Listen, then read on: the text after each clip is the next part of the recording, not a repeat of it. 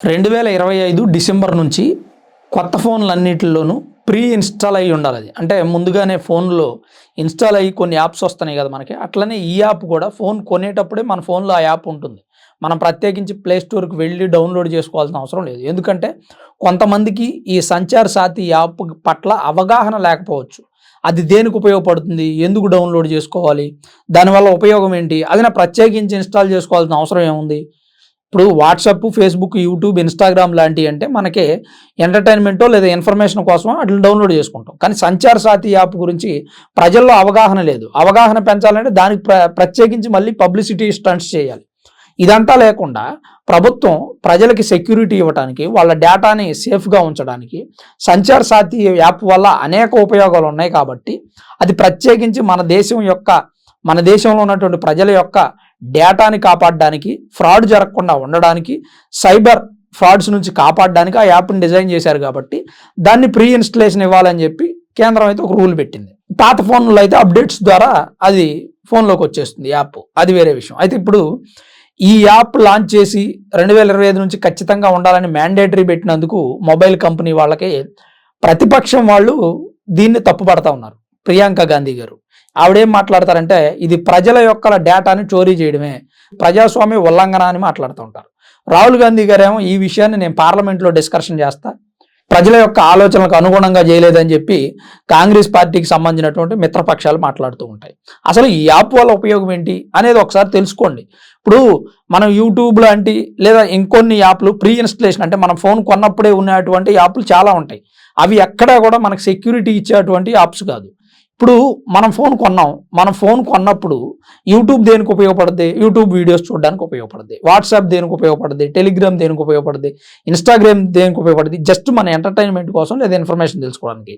అయితే ఇప్పుడు ఈ సంచార్ సాథి యాప్ అనే దాని వల్ల ఉపయోగాలు ఏంటంటే మనకి ఫస్ట్ మన ఫోన్ గనక పోయిందనుకోండి, ఆ ఫోన్ ఎక్కడున్నా కానీ మన ఫోన్ని బ్లాక్ చేయొచ్చు. ఇదొక ఆప్షన్. అట్లనే మన పేరు మీద ఎన్ని సిమ్ కార్డ్స్ ఉన్నాయి, మామూలుగా అయితే 9 సిమ్ కార్డ్స్ తీసుకోవచ్చు కదా ఒక్కొక్క వ్యక్తి ఒక్కొక్క ఆధార్ కార్డు మీద. మన పేరు మీద ఎన్ని సిమ్ కార్డ్స్ ఉన్నాయి అంటే టక్మని ప్రతి వాళ్ళు చెప్పేస్తారు, నా పేరు మీద ఒక సిమ్ కార్డు ఉందండి లేదా డ్యూయల్ సిమ్ ఉందండి అని. కానీ మీకు తెలియకుండా మీ పేరు మీద ఉన్నటువంటి సిమ్ కార్డ్స్ ఎన్ని ఉన్నాయి అనేది సంచార్ సాథి యాప్లో చెక్ చేసుకోవచ్చు. మీరు దాన్ని బ్లాక్ చేయొచ్చు. మీ పేరు మీద ఉన్నటువంటి సిమ్ కార్డ్స్, మీ పేరు మీద సిమ్ కార్డ్స్ ఎలా ఉండే అవకాశం ఉందంటే మీరు సిమ్ కొనేటప్పుడు ఇచ్చినటువంటి ఆధారు ప్రూఫ్లు ఏవైతున్నాయో దాని ద్వారా మీకు సిమ్ ఇచ్చినటువంటి షాప్ కీపర్స్ వేరే వాళ్ళకు కూడా మీ పేరు మీద సిమ్ములు ఇస్తూ ఉన్నారు. ఒక్కసారి ప్రాక్టికల్గా ఆలోచించండి. మన దేశంలో ఉన్నటువంటి అక్రమ వలసదారులకి ఫోన్లు ఎట్లా వస్తున్నాయి? హైదరాబాదులో కానీ, మధ్యప్రదేశ్లో కానీ, అస్సాం, పశ్చిమ బెంగాల్, ఒరిస్సాలో ఉన్నటువంటి బంగ్లాదేశ్, పాకిస్తాన్, మయన్మార్, టిబెట్ నుంచి వచ్చినటువంటి వ్యక్తులు ఫోన్లు ఎట్లా వాడుతున్నారు? ఇది ఒకసారి చెక్ చేసుకోండి. అంటే మన పేరు మీద అనేక సిమ్ములు చలామణిలో ఉన్నాయి. ఈ విషయాన్ని ఒకసారి చెక్ చేసుకోవడం మంచిది. అలానే మనకు వచ్చేటువంటి సైబర్ ఫ్రాడ్స్ కాల్స్ ఏవైతే ఉన్నాయో వాటిని ముందుగానే హెచ్చరించి మనకు నోటిఫికేషన్ ఇవ్వడం లేదా ఆ కాల్స్ని బ్లాక్ చేయడం చేస్తుంది ఈ సంచార్ సాథి యాప్. అలానే 2025కు ముందు ఈ సంచార్ సాథి యాప్ దొంగిలించబడినటువంటి 7 లక్షల ఫోన్లను రికవరీ చేసింది ఈ యాప్ ద్వారానే. అలాగే టెలికమ్యూనికేషన్ డిపార్ట్మెంటు ఈ యాప్ని డిజైన్ చేసింది. ఖచ్చితంగా ఈ యాప్ వాడాల్సిందే ప్రజలు. అలాగే ఖచ్చితంగా ఈ యాప్ని ఫోన్లో ప్రీ ఇన్‌స్టాలేషన్ ఇవ్వాల్సిందే అని చెప్పి మొబైల్ ఫోన్లకి కేంద్రం అయితే రూల్ పెట్టింది. అయితే యాంటీ ఫ్రాడ్ సేఫ్టీ ఈ యాప్కి ముఖ్యమైన ఫీచర్. ఫ్రాడ్ జరగకుండా మన అకౌంట్లకి వేరే కాల్స్ వచ్చి మన అకౌంట్లో ఉన్నటువంటి మనీ పోతున్నటువంటి సందర్భాలు మనం అనేకం చూసాం. అలానే మన ఫోన్ పోయిందనుకోండి, మన ఫోన్ ఎవడో దొంగిలించాడు, ఏ రైల్వే స్టేషన్లోనో బస్ స్టాండ్లోనో ఎక్కడో దొంగిలించాడు. ఆ ఫోన్ తీసుకెళ్ళిపోయి వాడు వేరే వాళ్ళకి అమ్మేస్తాడు. వేరే వాళ్ళకి అమ్మటం అంటే వాడు సెకండ్ హ్యాండ్కి ఎవరికో మామూలు సాధారణ వ్యక్తికి అమ్ముకుంటే ఇబ్బంది లేదు. టెర్రరిస్టులకు అమ్మేస్తే, దొంగలకు అమ్మేస్తే, సంఘ విద్రోహ శక్తులకు అమ్మేస్తే అప్పుడు పరిస్థితి ఏంటి? ఆ ఫోన్ మనం వాడుతున్నట్టే. మనం ముందుగా పోలీస్ కంప్లైంట్ ఇవ్వకపోతే వాటి ద్వారా మనం కూడా ఇరుక్కునే అవకాశం ఉంది. సో ఈ యాప్ ఉంటే మనం కంప్లైంట్ ఇవ్వకపోయినా యాప్ ద్వారా మన ఫోన్ బ్లాక్ చేయొచ్చు. తర్వాత అది ఎక్కడుందో హ్యాక్ చేసి కంప్లైంట్ ఇవ్వచ్చు. మనం ఈ యాప్ లేకపోతే మన ఫోన్ పోయింది, మనం పోలీస్ స్టేషన్కి వెళ్తాం.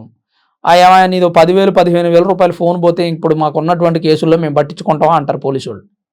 మనమైనా ఆలోచిస్తాం 5,000 రూపాయలు ఫోన్ పోతే ఎక్కడ కంప్లైంట్ చేస్తాం లేరా బాబు. నాయి ఎప్పుడు కీప్యాడ్ ఫోన్లు ఉన్నప్పుడు 1-2 ఫోన్లు ఎక్కడ పోయినాయో కూడా తెలియదు, అవి ఎవరు వాడుతున్నారు వాడారో కూడా తెలియదు, ఆ సిమ్ కార్డ్ ఏమైపోయిందో కూడా తెలియదు. అంటే ఇట్లాంటి పరిస్థితి భవిష్యత్తులో రాకూడదు. మనం చాలా జాగ్రత్తగా ఉండాలి, ప్రతి విషయంలోనూ మనం కేర్ తీసుకోవాలని అనే ఉద్దేశంతో ఎక్కడా కూడా ప్రజల యొక్క అకౌంట్లు హ్యాక్ అవ్వకూడదు, వాళ్ళు ఫోన్లు దొంగిలించబడకూడదు, వాళ్ళకి సైబర్ ఫ్రాడ్స్ జరగకూడదు, అకౌంట్లో ఉన్న డబ్బులు దోచేయకూడదు.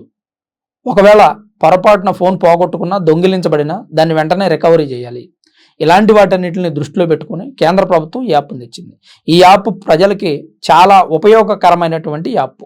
ఆఖరికి యాప్ మీద కూడా ప్రతిపక్షాల వాళ్ళు బురద జల్లుతా ఉన్నారంటే మనం ఏం చెబుదాం? ఇప్పుడు యాంటీ ఫ్రాడ్ సేఫ్టీ ఉన్నటువంటి ఒక యాప్ని తయారు చేసి ప్రజలకి రక్షణ కల్పించాలి. ప్రస్తుతం డిజిటల్ ప్రపంచం అయిపోయింది, ప్రతి ఒక్కళ్ళ చేతిలో మొబైల్ ఫోన్ ఉంటుంది.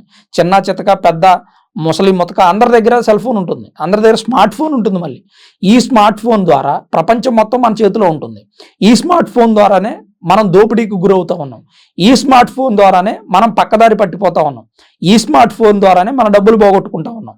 మరి అటువంటప్పుడు ప్రజలకి భద్రత కల్పించాల్సిన అవసరం ఎవరికి ఉంది? ప్రభుత్వాలకు ఉంది. అందుకని ప్రభుత్వం ఒక సేఫ్టీ టూల్ తీసుకొచ్చింది. ఈ సేఫ్టీ టూల్ ద్వారా ప్రజలకి భద్రత కల్పించడం, లేదంటే సైబర్ ఫ్రాడ్స్ మీద అవగాహన కల్పించడం, ఒకవేళ వాటి బారిన పడితే ఎలా మనల్ని మనం రక్షించుకోవచ్చు అనే దాని గురించి పొద్దాక ప్రభుత్వం మనతో ఉండి వెనకుండి నెట్ట చెప్పదు కదా, నువ్వు ఫ్రాడ్ గురవుతూ జాగ్రత్తగా ఉండని పొద్దాక మనకు కాల్స్ చేసి అలర్ట్ చేయలేదు, లేదంటే ఎస్ఎంఎస్లు పంపించి అలర్ట్ చేయలేదు. సో ఇక్కడ ప్రభుత్వం చేయగలిగింది ఏంటి? ఎప్పుడూ కూడా ప్రజలకి సెక్యూరిటీ ఇచ్చేటువంటి ఒక యాప్ని ఫోన్లో ఇన్స్టాల్ చేయటం, అది ప్రభుత్వం చేస్తుంది. అలాగే కొన్ని ఫ్రాడ్ మెసేజ్లు వస్తాయి కదా, టూల్స్ టెంప్లెట్లు, వాటిని కూడా ఈ సంచార్ సాథి యాప్ అనేది కంట్రోల్ చేస్తుంది. ఫ్రాడ్ లింక్స్ వస్తాయి మనకి ఎస్ఎంఎస్లు, లింక్ మీద క్లిక్ చేయగానే డబ్బులు పోతాయి. అలాంటి పరిస్థితి లేకుండా అలాంటి లింక్స్ను కూడా ఈ సంచార్ సాథి యాప్ కట్ చేస్తుంది. అంటే మనం ఎంత ఉపయోగకరమైనటువంటి యాప్ ఒకసారి అర్థం చేసుకోండి. ఇప్పుడు మన డేటా చోరీ అవుతుంది, మన పర్మిషన్ లేకుండా మన ఇన్ఫర్మేషన్ వెళ్తుంది, ఇది ప్రజల హక్కులను కాలరాయడం, వాళ్ళ హక్కులను ఉల్లంఘించడం అని ప్రతిపక్షాలు మాట్లాడుతూ ఉన్నాయి. మరి మనం ఫోన్లో వాడేటువంటి 1,00,000 యాప్ల విషయంలో ఏ రోజు ప్రతిపక్షం ప్రజలకు హెల్ప్ చేసే విధంగా మాట్లాడలేదే. ఈరోజు ఉపయోగకరమైనటువంటి యాప్ వస్తుంటే దానికి వ్యతిరేకంగా నినాదాలు చేస్తూ ఉన్నారు. మరి ఉపయోగకరంగా లేనటువంటి అనేక యాప్లు, బెట్టింగ్ యాప్స్ వచ్చినాయి, దాని మీద ఏ రోజైనా ప్రతిపక్షం స్పందించిందా? చాలామంది చచ్చిపోయారు, వేల మంది జనం బెట్టింగ్ యాప్స్ వల్ల చనిపోయారు. ఏ రోజైనా ప్రతిపక్ష కాంగ్రెస్ పార్టీ మాట్లాడిందా? అలాగే మన ఫోన్లో ప్రజెంట్ మనం వాడుతున్నటువంటి అనేక యాప్స్ వలన మనం సైబర్ నేరగాళ్ళ బారిన పడతా ఉన్నాం, దాని గురించి ప్రతిపక్షాలు ఎప్పుడైనా మాట్లాడినాయా?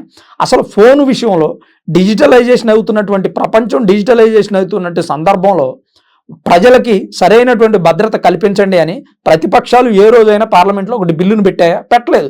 కానీ ఈరోజు కేంద్ర ప్రభుత్వం, అధికారంలో ఉన్నటువంటి బీజేపీ పార్టీ చొరవ తీసుకొని ప్రజలకి అవసరమైనటువంటి ఒక యాప్ని తయారు చేసి వాళ్ళు సైబర్ నేరగాళ్ళ బారిన పడకుండా, సిమ్ కార్డులు ఫోన్లు పోగొట్టుకున్న సందర్భంలో కూడా కేసులు అయ్యి పోలీస్ స్టేషన్లకు తిరగకుండా, వారి ఫోను ఎవరైనా ఒక ఆగంతుకుడు దొంగిలిస్తే ప్రమాదాల బారిన పడకుండా ఉండడానికి ఇలాంటి ఒక సెక్యూరిటీ ఉన్న యాప్ని తీసుకొస్తే మాత్రం ప్రతిపక్షాలు గగ్గోలు పెడతా ఉన్నాయి. అంటే ప్రజలకు ఉపయోగపడే అటువంటి మేలు జరిగేటువంటి పని ఏదైనా జరుగుతూ ఉంటే దాన్ని ఆపడమే ప్రతిపక్షం యొక్క ముఖ్య లక్ష్యంగా పెట్టుకొని పనిచేస్తూ ఉన్నాయేమో అని అనిపిస్తూ ఉంది. ప్రజలకు అవసరమైనటువంటి పనులను, బిల్లులను మీరు ప్రవేశపెట్టాల్సింది పోయి ప్రజలకు అవసరమైనటువంటి పనులను అధికార పక్షం చేస్తుంటే వ్యతిరేకించడం ఏమైనా బాగుందా?